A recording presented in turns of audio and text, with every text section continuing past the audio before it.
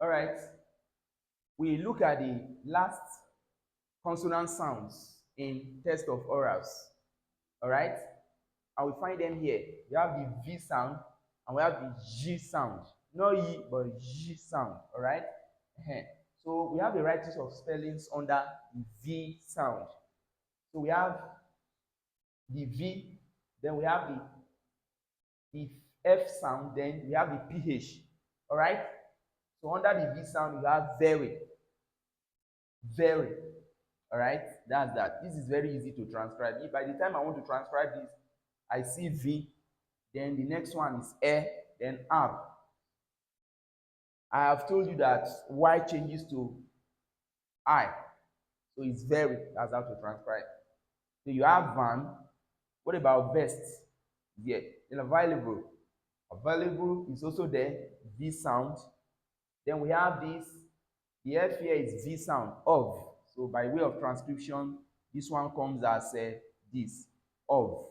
All right, that's what you find there. Then you now have this word. Some people say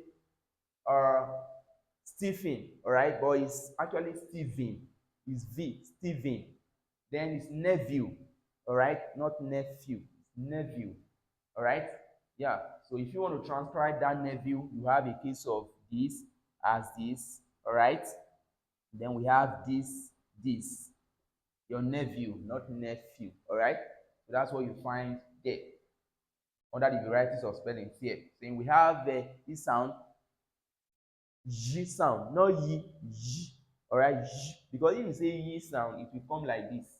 All right. So here we have beige, beige.